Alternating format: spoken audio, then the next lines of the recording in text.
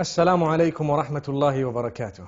May the peace and blessings of the Almighty be on one and all. Today we will be discussing another very, very important topic, and that is what we see around us. What do we see? We see a lot of things. One of them is everybody is running. Everybody is racing. Racing to do what? Racing to get more, to have the latest, to have everything the others have and even more and better, and to see who has the best and so on. This is more like a rat race, the race behind materialism. If we are to run behind materialism, materialism has no end. A lot of the times the example that people give is that of the mobile phone. We always want the latest, even if the phone we have does our job and it is good and it has been faithful to us, we still want to change it, we want to update it. Sometimes when we cannot even afford to have a mobile phone and we would have it, we would borrow, we would live on that which is credit, in the sense that we owe people and we don't even have the means to own something and we want it. The same applies to a motor vehicle, where you have a person who has a car, they've barely afforded it, but they want another one. They want to update it, and they keep on updating it, and they look at the other one, and they want that one as well. And then they are never happy with what they have, because they see what others have. We are taught as Muslims, be happy with what you have. Look at what you have, concentrate on it, and thank the Almighty for what He has given you and for where He has placed you.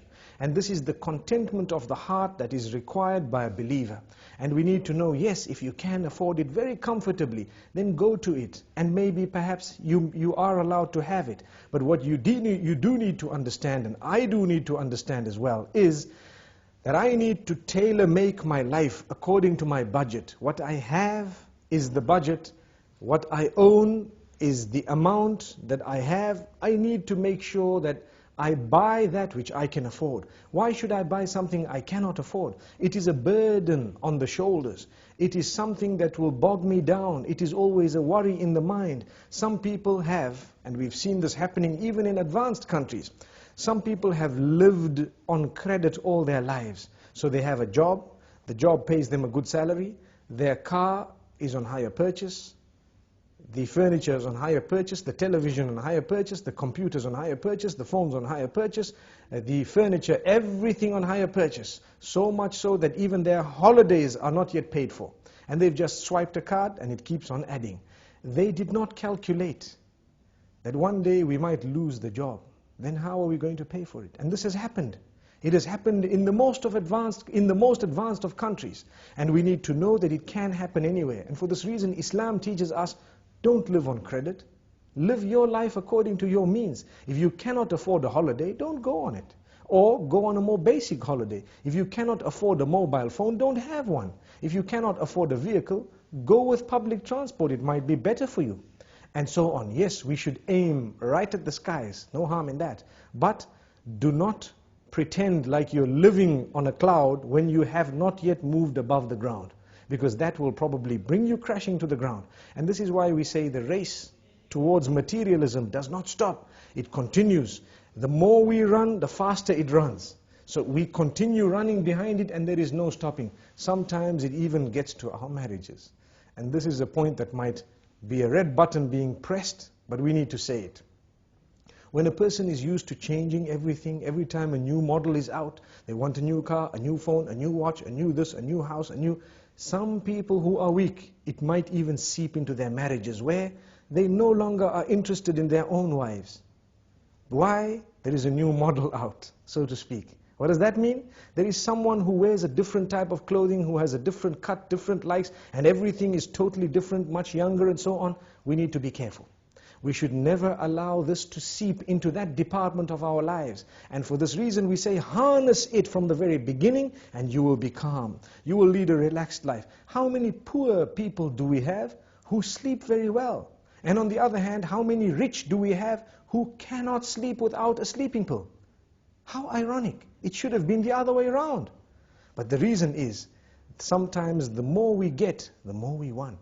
And for this reason the Almighty keeps us sometimes slightly backward, so that we can enjoy our sleep, we can have a happy home. So many people, that when they've got enough money, enough time, enough good health, so to speak, they tend to think of sin, and they'd like to go and spend it in the casinos, on people whom they are not supposed to be spending it upon, spending nights out, engaging in adulterous affairs, and so on, because they've got the time to do that, the wealth to do that, the health to do that. So as a gift of the Almighty, He sometimes keeps us less wealthy so that we don't even go there. He sometimes keeps us less healthy so that we don't have the health to do that. And sometimes He keeps us occupied so we don't have the time to do that. And we lead a happier home, a happier life, a happier family. Our children are always with us on our laps, having the meals with us and so on. Whereas you have sometimes those who have been given a lot, they don't have a meal with their children. Their children are distant. They have a relation with them which is very plastic, or should I say, very cosmetic. We ask the Almighty not to make us from those. Yes, there is an exception. There are those who are wealthy, and they use their wealth in the right direction, and they do not allow that wealth to develop, or should I say, to change in a negative way their character and conduct. Because sometimes what wealth does, it messes a person up. Or, to word it more correctly, as we've always said, wealth does not spoil you, but it gives you the opportunity to show who you always were inside. And I think we've explained this in the past. Like someone working for a boss, and his boss tells him something he doesn't like, he might be very upset, he wants to show it, but because he's not as wealthy, he cannot show it. So he says, yes sir, thank you sir, okay sir. But his heart is bubbling and bursting with all this, want to actually clarify and to answer back. He hasn't done it because of his standing. The minute he gets wealth, the wealth did not spoil him, but it gives him a chance to answer back and say, who do you think you are? If you have, we have as well.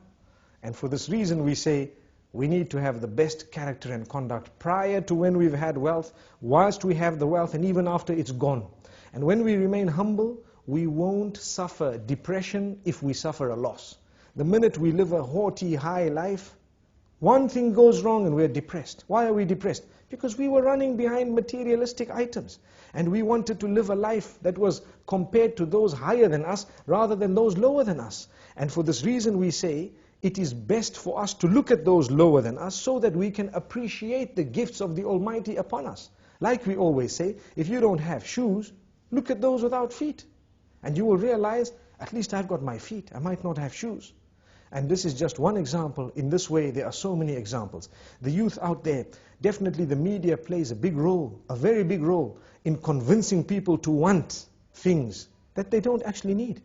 And this is why we need to distinguish between the wants and the needs. You need something, that is different. But when you want something, can you afford it? Is it necessary? Even if you can afford it, is it going to result in the destruction of your marriage, in the pushing away of your own children, or in the loss of respect, or in the changing of your habits in a negative way? If it is, leave it out. It's only something you want. You don't actually need it. You'd rather remain with that which you need and have an intact family with positive, relatives and family members and a good work environment and so on.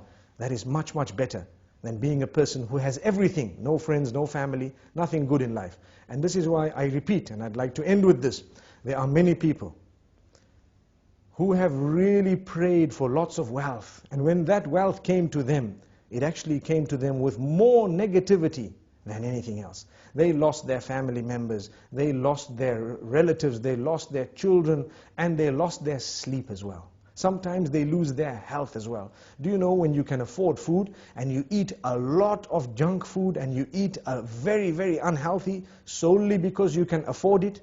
Sometimes the Almighty does you a favor, you simply cannot afford it, and you don't know that the gift, or should I say, the side kick of that was that you would remain much healthier than those who could have afforded everything and did have it. So sometimes it's a gift of the Almighty. Let's become happy with the condition we are on, and let us learn to budget very carefully before we spend.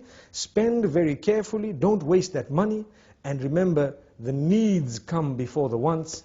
Until we meet again, Assalamu alaikum wa rahmatullahi wa barakatuh.